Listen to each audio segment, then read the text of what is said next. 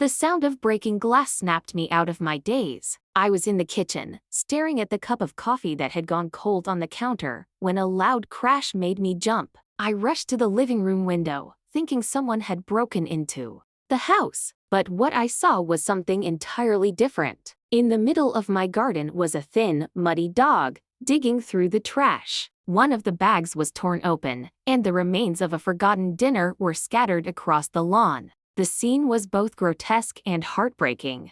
My first reaction was to open the door and shout, "Get out of here!" The dog stopped, its ears perking up, but it didn't move. Instead of running away as I expected, it just stood there, looking at me with a mix of defiance and pleading. Something in its gaze disarmed me. It wasn't the look of an aggressive animal, but of someone who had lost too much, someone who had learned not to trust but still held on to hope. Yet, another emotion stirred within me. My garden, my little refuge, the only place that still felt like mine, was now ruined. Before I could shout again, the dog let out a small bark, almost as if trying to explain itself. I stood still, feeling a knot in my stomach. I decided to approach. "What are you doing here?" I asked, more to myself than to the dog. It took a step back but didn't run. Its paws were covered in dirt, and its matted fur hid a shallow cut on one of its ears. It was clear this dog had been surviving on its own for a long time.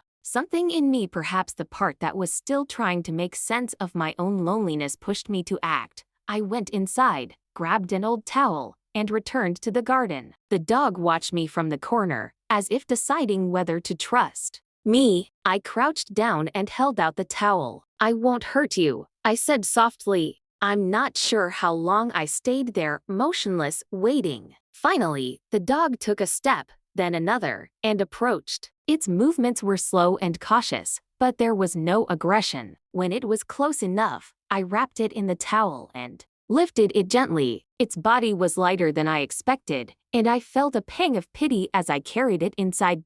As I carried it, I noticed how quiet everything was, a silence I had grown to hate over the past few months since my partner had left. But now, with this strange guest in my arms, the silence felt different, less oppressive. I took it to the bathroom and cleaned it as best as I could. At first, it resisted, but eventually, it stopped fighting and let me do what I needed. As the water ran over its body, I noticed the scars on its skin, signs of a hard life. I felt a lump in my throat but forced myself not to cry. After drying it off, I offered it some food I found in the pantry. Though it wasn't exactly dog food, it devoured it as if it were the finest feast. I sat on the floor beside it, watching as it ate, and for the first time in a long while, I felt something resembling peace. That night, as the dog slept on a makeshift blanket in the living room, I stayed awake on the couch, watching. Its breathing was soft and calm, as if it had finally found a safe place. And though I didn't know it yet, I was starting to feel that it had come to teach me something I had forgotten: how to find peace in the midst of chaos. When I finally closed my eyes, the sound of breaking glass no longer echoed in my mind. Instead, I heard the calm breathing of this stranger who had somehow entered my life. The next morning began with a bark, not loud or threatening, but a short, dry sound, as if to remind me that I was no longer alone in the house. I opened my eyes slowly, feeling a strange mix of curiosity and exhaustion. There it was, standing by the living room door, wagging its tail slightly as it looked at me with that same mix of expectation and caution that seemed to be part of its nature. "So you're still here," I said softly, getting up to give it some food. As I prepared a plate with leftover rice and chicken, I wondered what I would do with it. I couldn't keep it, that much was certain. My life was already chaotic enough without adding the responsibility of caring for an animal. But at the same time, something inside me resisted the idea of simply sending it away. When I finished preparing the food, I turned to it. It was sitting by the table, watching me intently, as if it knew the plate was for it. I placed the food on the floor, expecting it to pounce, but that's not what happened. It approached cautiously, sniffed the food a few times, and began eating slowly, as if trying to show me it wasn't a burden. After breakfast, I decided it was time to do something. I couldn't just stand still. I found an old leash in the closet and put it around its neck. At first, it resisted, but eventually, it let me guide it to the door. "Let's go. I'll take you somewhere better." The plan was to take it to the local animal shelter. I didn't know much about the place, except that they took in stray dogs and put them up for adoption. It seemed like the most logical option. When we arrived at the shelter, things didn't go as I expected. The building was small and simple, with a wooden sign that read "Hope Shelter." As I walked in, I was greeted by a friendly woman in her 50s who asked if I was there to adopt. I explained the situation, pointing to the dog sitting calmly beside me, looking around with curiosity. The woman smiled and approached us, examining the dog with a careful eye. She crouched down in front of it, making it look directly at her. "He's had a hard life," she said, gently petting its head. "But from what you're saying, he's found a good home now." I smiled without really feeling it as I watched the scene. The dog seemed calm, almost oblivious to the fact that we were in a new place. It adapted with an ease I never thought possible. When the woman asked for its name, I answered without thinking. "I haven't thought of a name for him yet." "Well," she said, standing up, "we'll give him some time here. He'll be fine, but it would be better if you could decide on a name soon." I stayed silent for a moment, feeling the weight of the decision I was about to make. I knew I couldn't leave it there. Yet, something inside me told me it was here for a reason, and I shouldn't let it go so easily. "Actually," I began, "maybe I should keep him a little longer. I don't know. Maybe I can give him a real home." The woman looked at me, surprised but understanding. "You're not the first to feel this way," she said. "Sometimes an animal comes into." I found myself thinking about how the dog seemed calmer and how its scars were slowly fading, not physically, but in the way it behaved. It was finding peace, little by little, just like me. Somehow, its presence made me feel that life still had something to offer, something I wasn't willing to give up on.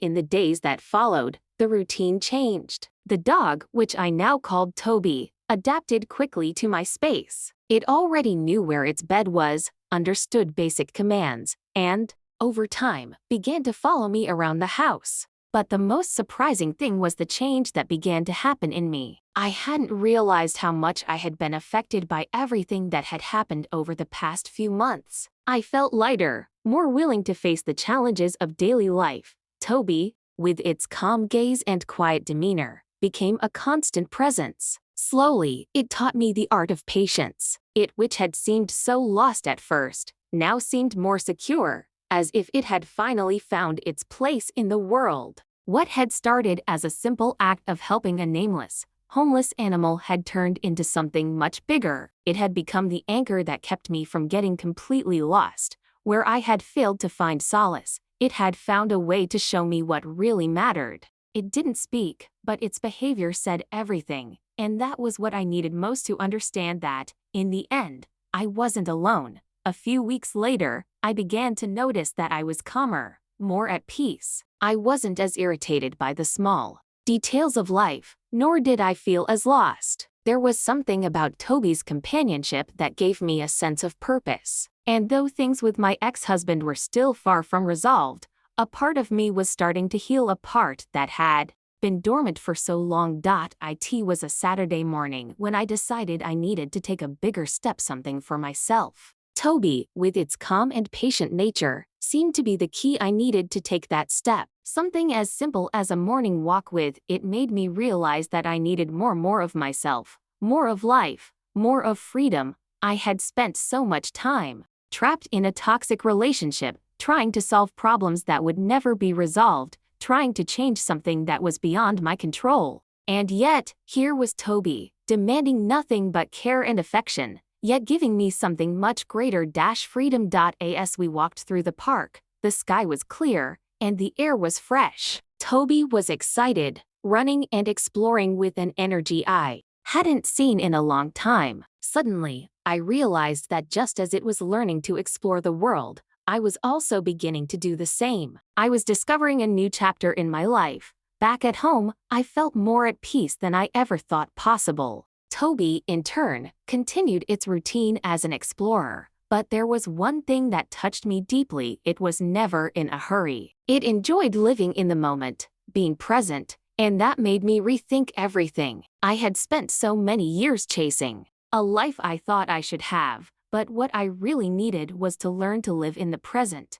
Toby, with its attentive gaze and quiet presence, taught me exactly that. It showed me that I didn't need more to be happy. I already had everything I needed, if only I knew how to appreciate it. It was then that I began to see my past in a new light. My ex-husband, the mistakes, the disappointments, all of it seemed distant. I was no longer consumed by anger or sadness. Instead, there was a sense of gratitude for everything I had learned, even if it had been painful. And beside Toby, that gratitude expanded. In the days that followed, I began to take better care of myself. I never thought that the simple act of giving a home to a dog could have such a profound impact on my life. Toby not only filled the void within me but also gave me the courage to change, to start over. It was no longer about what the past had taken from me, but about what the present could offer. I was learning to live again, to love again, to give myself what I deserved. And all of this was possible thanks to a dog that,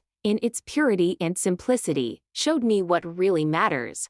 Of course, there were still difficult days, moments of loneliness and doubt. But with Toby by my side, everything seemed more bearable. It was there as an anchor, constantly reminding me that despite the storms, there was always a reason to keep going. It taught me, without words, the importance of moving forward. Now, looking back, I can't imagine my life without it. It was the light that helped me find my way back to myself. In a way, it did what my husband couldn't in 10 years, not because it was a magical cure, but because it gave me the perspective I needed, the chance to start over. And so, quietly and steadily, Toby made me realize that I deserved more happiness, more peace, and above all, more love. Love for myself and for those around me. That was the greatest lesson of all. When I look at it now, with its attentive gaze and calm demeanor, I know that everything I went through was necessary. Every step,